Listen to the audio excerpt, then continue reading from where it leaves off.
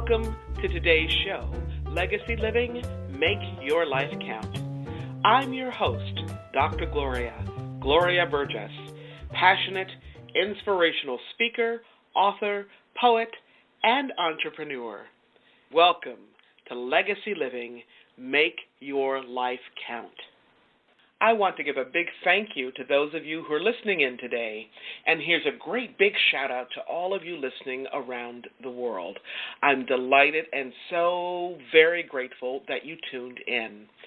I sure hope you are enjoying a fabulous day today and that you're having a fantastic week, because you know what?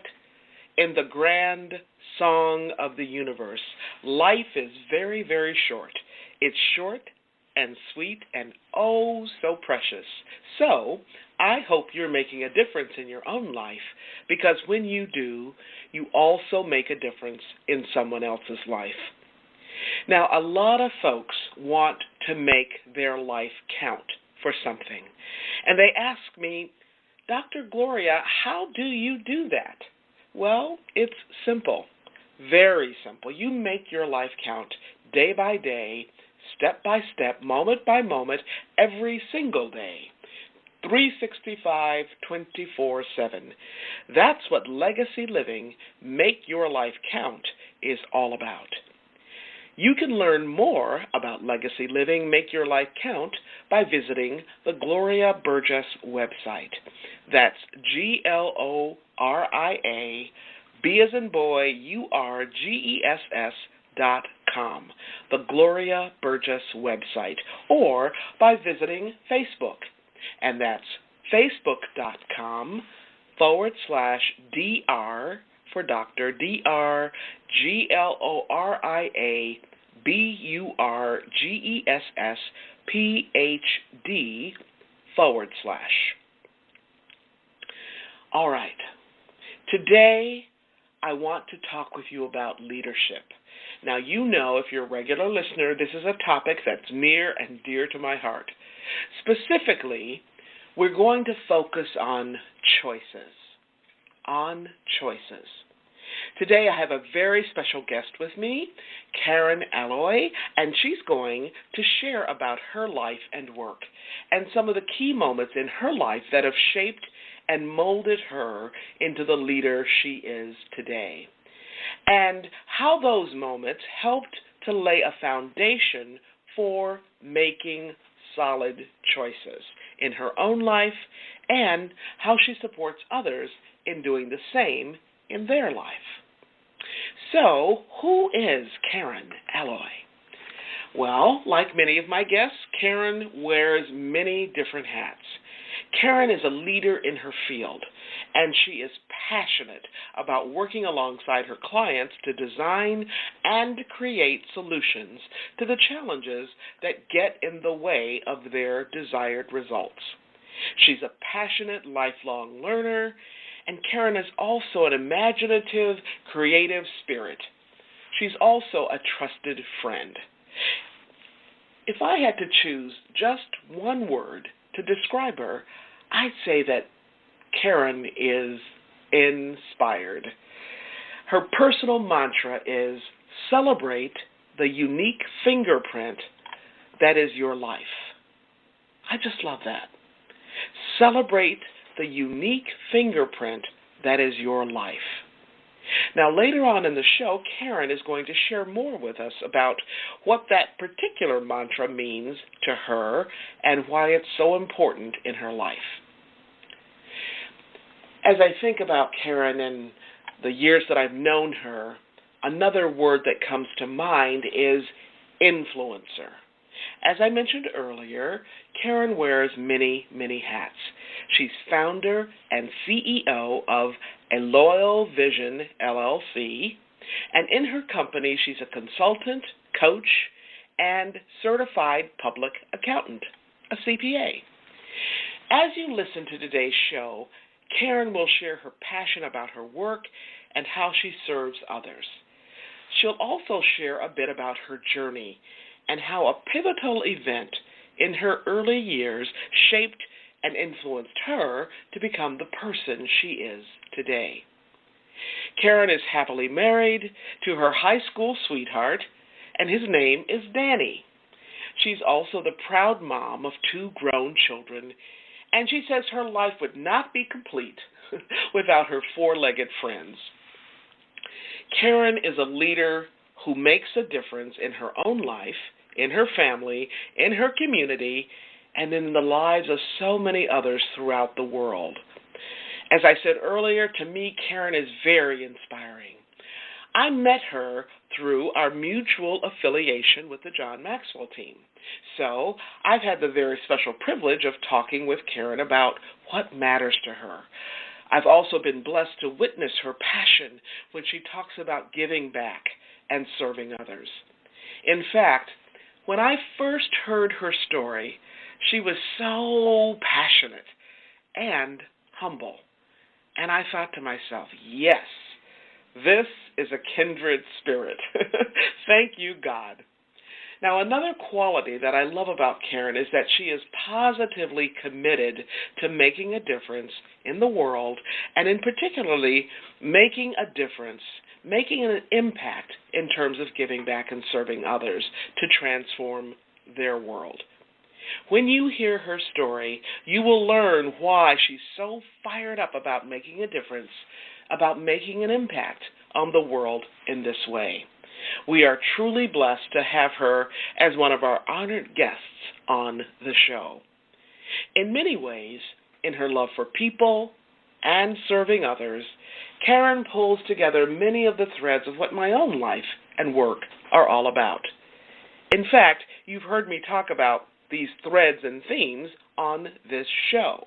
The themes of gratitude, love, authenticity, courage, generosity, compassion, hope, and possibility. Can I just tell you something? Karen and I had a fabulous conversation. I'm so excited to have this amazing person, this life-changing leader with us today. This is going to be an incredible show. You don't want to miss a single word of it. So grab your earbuds and put on your walking shoes, or grab yourself a cup of tea or coffee or a nice cool glass of water. Put your feet up, relax in your favorite chair, and don't forget your pen and notepad because you're going to want to take notes today. We are going to have a great time. Before I jump into today's show, I just want to take a moment to welcome you. If you're just joining us, I'm your host, Dr. Gloria. This is Legacy Living, Make Your Life Count. I'd like to extend a special welcome to those of you who are joining my show, or if you're joining Talk Network Radio for the very first time. You're in for a real treat. I'm excited to have you listening in today, and I'm deeply honored that you've allowed me to be part of your day, so you can be inspired by the ideas and resources to make your life count. Today's program is all about leadership, and our specific focus is about the impact of our choices on our life and the lives of others. Because how we live is how we lead. So making good choices makes all the difference as you continue on your own journey to become the leader in your own life and beyond. I just want to thank you for joining me today and welcome you to this show, Karen, and I'm just so delighted and pleased to have you as my very special guest. So welcome. Thank you so much, Gloria. It's just a joy to be with you, and always love our conversations and looking forward to maybe diving a little deeper into some of our previous conversations. Yeah. Well, could you just maybe say a little bit about your background, Karen, and what makes Pass It On so important for you, that whole notion of passing it on? Yes, absolutely. Well, I think we've talked. I have a big family. My parents, mom and dad, both been divorced and remarried, and so I have lots of siblings, lots of nieces and nephews, lots of aunts and uncles, and so the concept of being one among many, sometimes I've tried to find my own corner or find my own I use the phrase, leave my fingerprint. So through my background of being an accountant, a bookkeeper, but now in particular more an entrepreneur, I've been trying to, in the circles of people in my life as well as the organizations that I've been involved in, always try to give something back or press something forward. In your terms, pass it on. And so whether it's for a fellow entrepreneur, whether it's for a student, I've always been kind of wanting to leave a little bit more than hopefully I've taken from my steps along the way. Yeah, well, thank you. That certainly resonates with me, as you know, and Yes. I know it does with our listeners as well. And Karen, I would love to hear about your professional background, but before we go there, can we hear a little bit more about your journey? I know that you have had a lot of incredible moments in your life, and I'm curious about your stepfather saving a young person from drowning, and I don't want to steal the thunder from that story, but I would love to hear more about that, and I know that our listeners would too.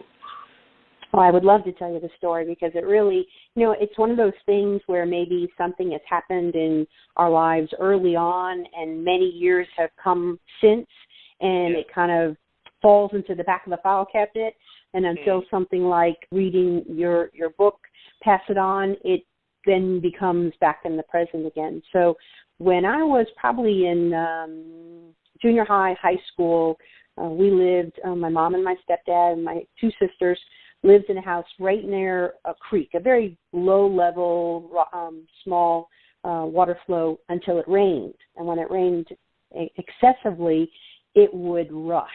So people who lived in the area didn't really see it as anything of a problem and kind of took it for granted then when we had these huge storms that it could get overwhelming.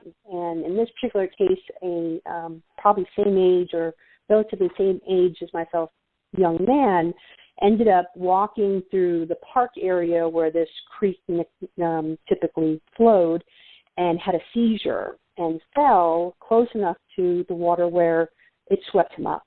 And my stepfather, who happened to be home at the time, saw the boy fall in the water. In fact, we lived right there on the street, so as he fell into the water, he went underneath the street. So my stepfather ran out of the house, crossed the street, over to the other side, and saw the boy floating up and down, and jumped in the water and pulled this young man out, and as well had to, help him get the water out of his lungs and kind of get him back around. And when the parents came to thank my stepfather, they asked, what could we do and how could we ever repay you and that kind of thing. And he very humbly said, nothing at all. It is only my prayer that at some point in my life, someone will be able to do this for my children, which in the big scheme of things is even more relevant of the fact that only had one daughter from my mom and my stepfather, but all of us were his kids. So probably 5 years later or so, I was in college, had a car accident, flipped my vehicle into the median in the middle of the night. It was upside down. No, I take it back. Turned over several times, but landed straight up. And behind us, with myself and two other people in the car, was a bus full of EMTs coming back from a conference who saw us come over the median and land. Because if you hadn't been driving, from what I understand, driving past in a relatively short period of time, was raining, you would not necessarily have seen the vehicle in the median. So, the story being for everybody else is I wouldn't be here if they weren't there. And to my mom and stepfather who drove to the hospital that night, my stepfather said out loud, the favor's been repaid. And my mother had forgotten, as most of us had so many years before that, but it had come full circle. So